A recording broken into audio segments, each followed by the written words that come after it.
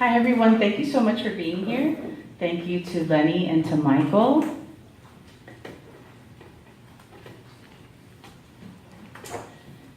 Okay, so in my bio we mentioned the Pintura Palabra project, and it was a wonderful experience. We gathered with some other South Florida poets, my sister in the word, Elisa Algo, and we basically had 3 days of interaction with art that had been sent from the Smithsonian, part of their our Latino experience, and this poem that I'm going to read is based on my interaction with that. It was a multimedia piece, and it had a snippet of West Side Story. It had a song that I was familiar with from my childhood, and a piece from Pedro Pietri, who was the founder of the Nuyorican Poetry Club, Cafe. So this is that.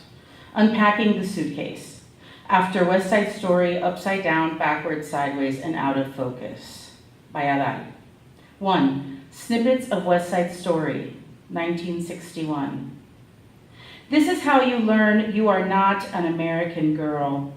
Once a year, you watch West Side Story on the screen of your parents' 1974 Zenith and catch a glimpse of yourself on television. You are the firstborn gringa in the family. Your English is perfect, but you don't look or live like your friends. You don't go to slumber parties or play dates. You don't join the brownie troupe or take ballet. But once a year, you get to live in Technicolor and root for the Sharks because they speak Spanish too. You are taught there is safety in numbers. You move in packs, cloistered by siblings in an apartment building just like Maria's, cousins and tias on every floor, duenas en batas de casa, adept at concealing battalions of Playtex cross-your-heart bras, black lace slips that slide off the shoulder, the delicate mauve of a fading bruise. During the mambo, your mother dances around your living room, tells you to watch her, shows you how to control the hula hoop of your skirt so that the crinolines she has pinned to your PJs orbit around your hips without the flash and blur of your ruffled panties, makes you promise not to tell your father. Like Anita, your mother knows her way around a bolt of cloth, but you don't tell your friends she sews all the clothes you wear. After work, she comes home to your dresses, red cushioned pushpin corsage at her wrist, alchemy of thread and simplicity patterns, spun into gold standard replicas, fit for the girl you want to be but aren't. 2. Sound bites of En Mi Viejo San Juan, as sung by Brenda Feliciano. My father makes me learn to play En Mi Viejo San Juan on the guitar, makes me learn the words so I can master Brenda Feliciano's pronunciation of loss, the third language we speak at home. It doesn't matter that we are not Puerto Rican, that he's never seen San Juan, that my calluses have morphed back into blisters, trying to shred my guitar like Eddie Van Halen. All that matters is how he weeps at Brenda's farewell. Her keen careens into a wail I replicate but cannot conjure or understand. I am 13 and have never lost anything but his approval.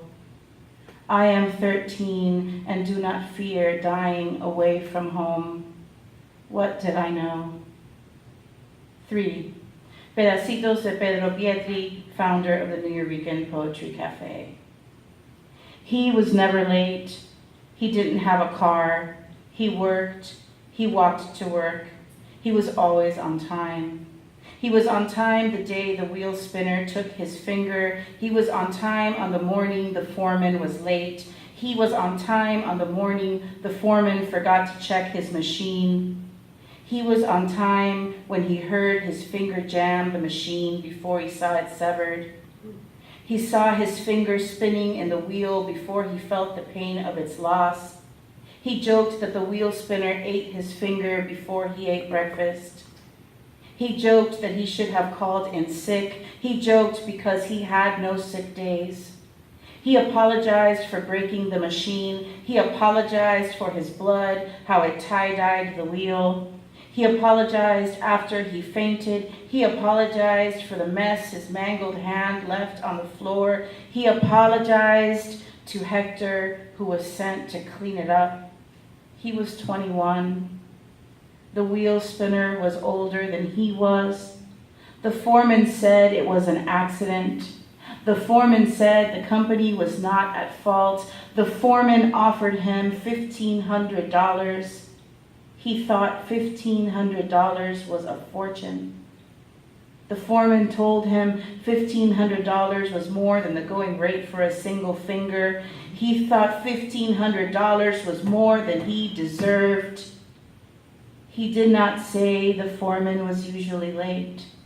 He did not say the foreman was usually hungover. He did not say the foreman had to rig the machine every morning. He said it was an accident. He said the foreman was not at fault. He said the company was not at fault. He signed the no-fault agreement. He signed it with his left hand. He signed the check with his left hand. He walked home with 15 $100 bills in his pocket. He bought a solid gold ID bracelet to remind him of his name. He went back to work as soon as they let him. He was never late.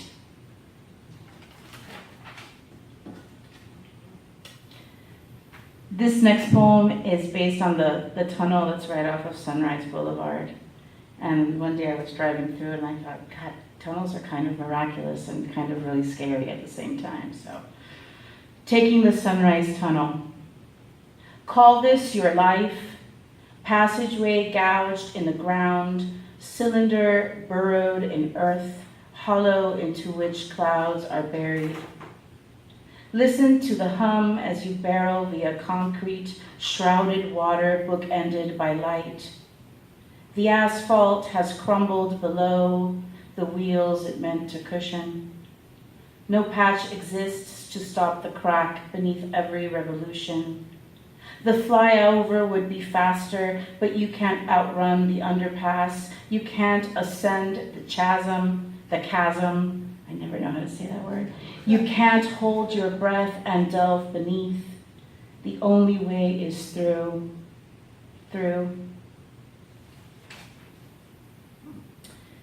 When I was a little girl and my father had to babysit, he took us to the track. That's just the way it was. I was born in California, so we used to go to Santa Anita, which was a beautiful racetrack. And when we moved to Miami, we found Hialeah. And there was, if Hialeah, the ponies were running on Christmas Day, you could find us in the stands. So it was only fitting that a few years later I read with my friend Catherine at Hialeah Racetrack for a benefit for Tiger Tail. So this was written for them, but it's kind of, what I've always known. What you learn at the track. And this was also in the journal. Come early, there will be flamingos. Befriend the stable hand. Yes, he is mud mottled, without silks. No cobalt or chartreuse allowed in the barn. But you will learn about gradations, carob, umber, gingerbread, stone. You will learn a horse is so much more than brown. Reside in his silence at the rail. He will take note of your face, wave you onto the backstretch, let you watch a 3-year-old go all out on a blowout, a filly certain to break maiden as soon as she sprung from the gate. Later, he won't lay odds but hands.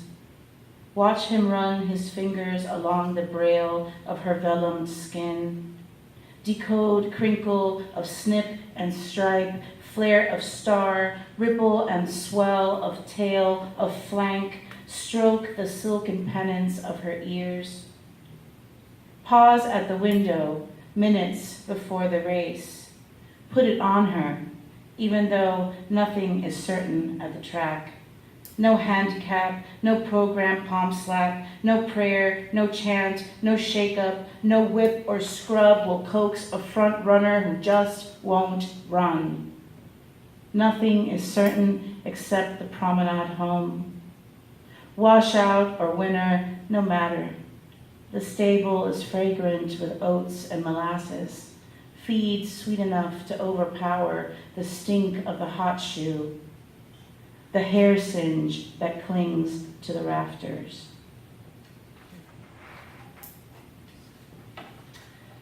What they don't tell you at the baby shower.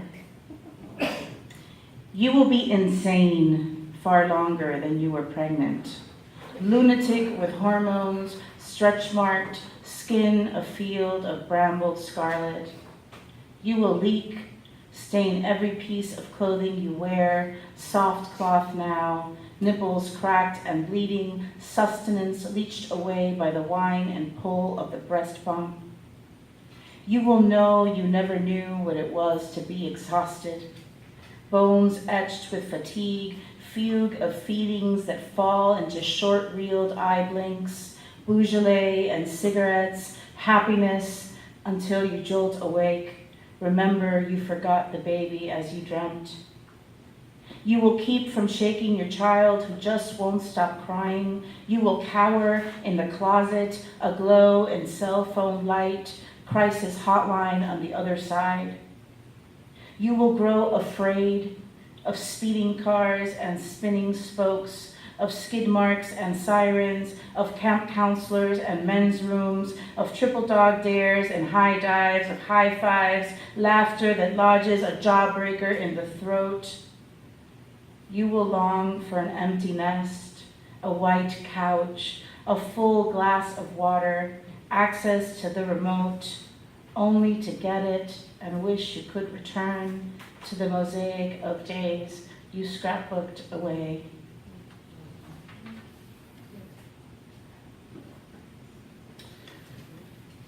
What the white girl asked at our 20th high school reunion. Why weren't we friends in school? We weren't friends because I knew you hung out in the American parking lot, unlike my boyfriend who parked his Stingray in the Cuban one on the other side of school. Of course, I hung out there. Not that you wouldn't understand why being his girl meant I couldn't sit in your car at lunch, listen to your Def Leppard, your Motley Crue, leave him to fend for himself.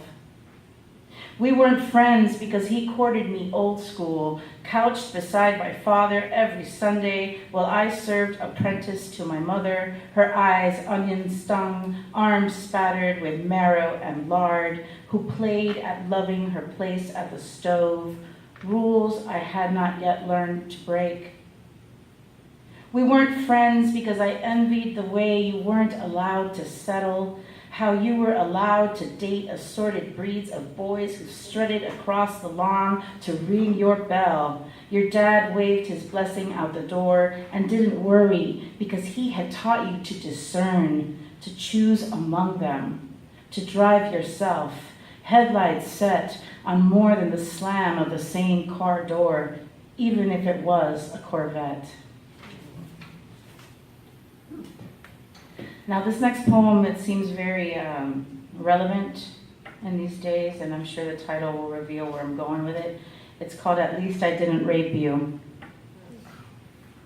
The wine we shared did it. You leaned in and offered me some killer advice because we both turned to look at the brunette who passed our table on the way to the bathroom. Since you're into chicks, you said, you might as well think as if you had a dick. You have the power of preemptive strike. Just follow her into the john. Wait until she leaves the stall, then push her against the wall. Take what you want. Most guys won't admit it, but if we had our way, we'd knock you down, spread your legs, and plunge ourselves into what we want. I consoled myself with all that could have been worse than discovering you were the kind of man my father would have loved, the kind of man who considered a woman nothing more than split and cleft, orifice, cavity, study in absence, a maw, a void. Worse than my girlhood, litany of less than my father hammered into me, the worst of his words exhumed, corroborated by the pick and spade of your confession. Hija, a key that opens many locks is a master key. Don't be the slut with a busted deadbolt. I'd rather kill you than let you become a whore. At least I didn't rape you. Don't you know how lucky you are?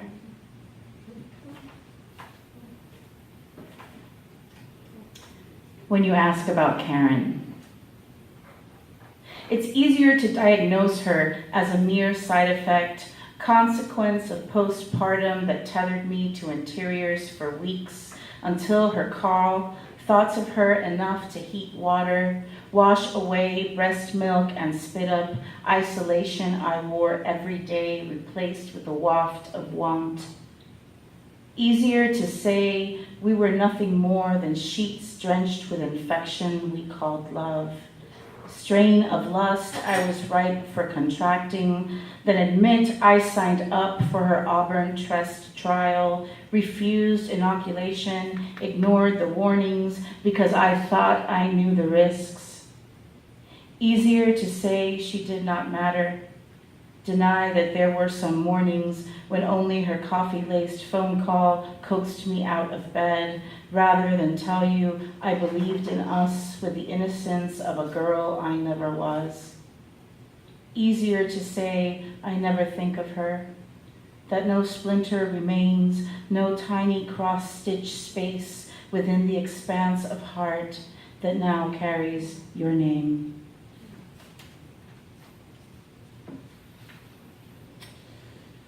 Cuban-American lexicon. The word for girlfriend in Espanol is novia, sweetheart, fiance, bride. I was trained to be neither girl nor friend to the boy I chose, no fun, just duty down the aisle toward the altar where I went from novia to wife, or esposa, shackle, manacle, handcuff. Yeah, there literally is no word for girlfriend in Spanish. It's either fiance or bride, which I find really interesting and culturally significant.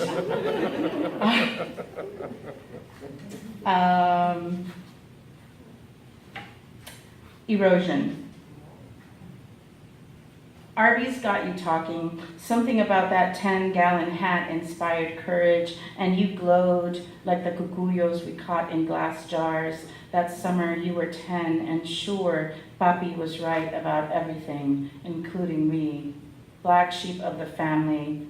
I shoveled fries down my throat like a grave digger. You unearthed confessions, meteors that streaked past your lips, explosions. I may not graduate. We never use condoms. He grabs, but almost never hits.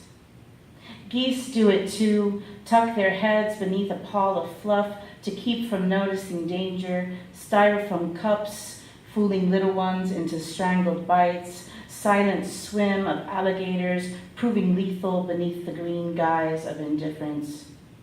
On the way home, I spun sentences into webs, sticky with logic. You're too young, he's no good for you.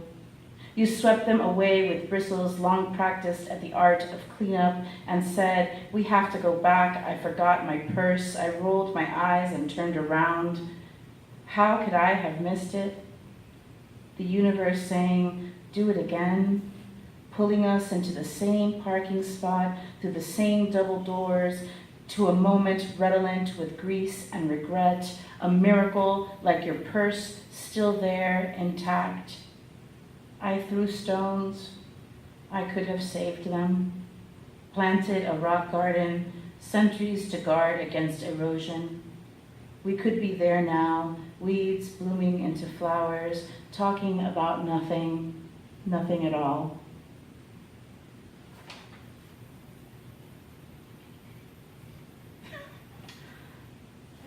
My timekeeper. Let's see.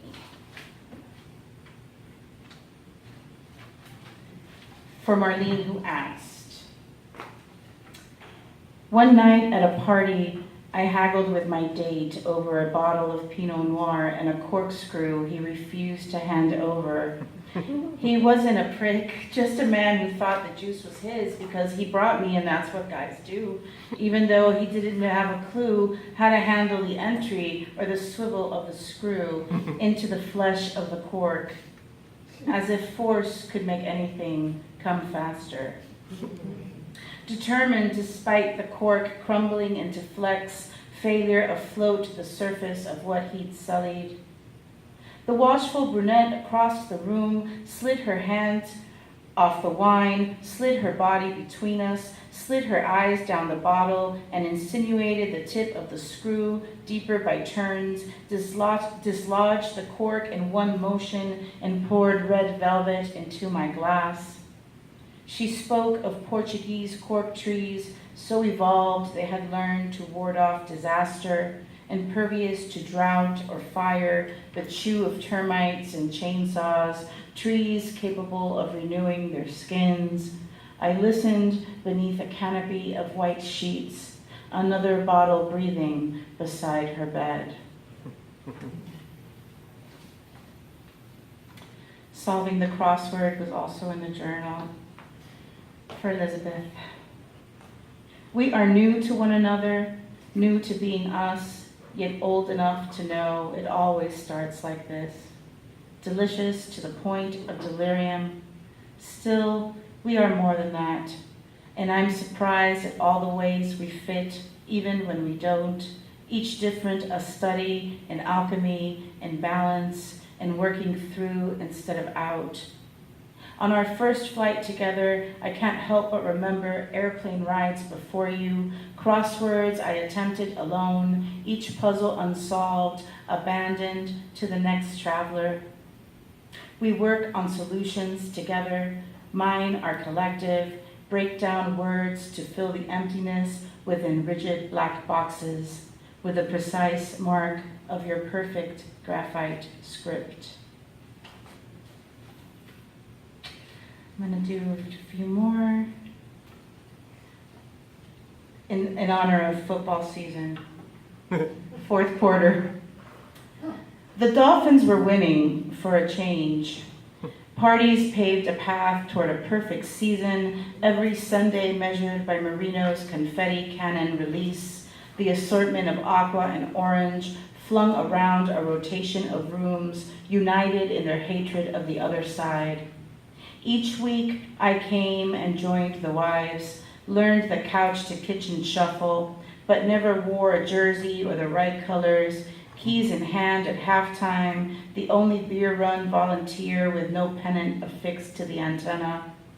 I was there for you, but I never cheered or submitted to the show of heart you held toward me before every huddle, the hope you dispelled after every hike. I didn't care about the score, the offense, the defensive line, but you did. I tried, but couldn't get past what I thought true. Game after game, you did nothing and called it a win. Tallied your success in sacks and yards you did not run, the clock on us winding down.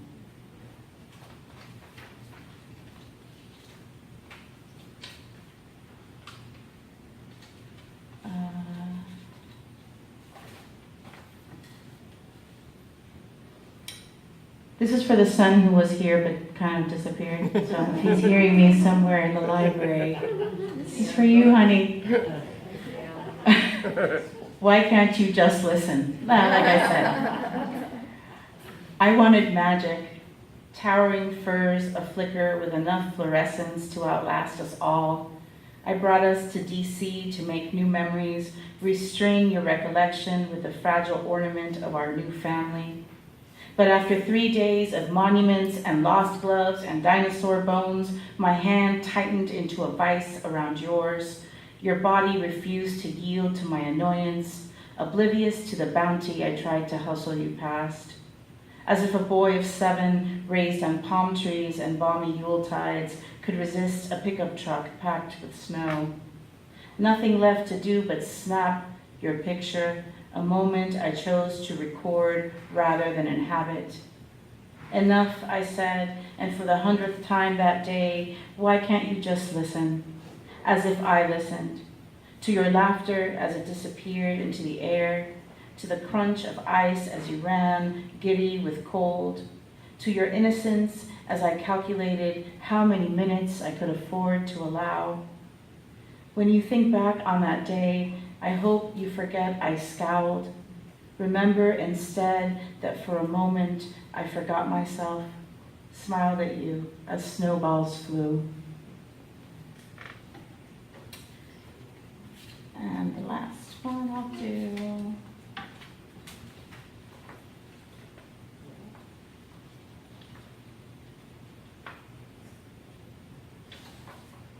Uncoupled. The morning you flung the earrings you gave me out on the grass, I dropped to my knees and tried to recover diamonds from a patch of earth battened down by dirt and rain. When I found one post and back intact, I saw it as a sign we too could be saved, could try to regain what we both had discarded. You watched me there years ago now, stooped for the search, denim besotted with mud, stains I never really did get out. And we know what remains.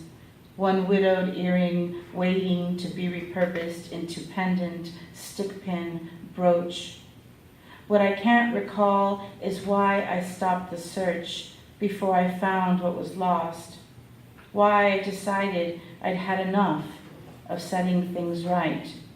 Or why, my dear, you didn't search too. Thank you.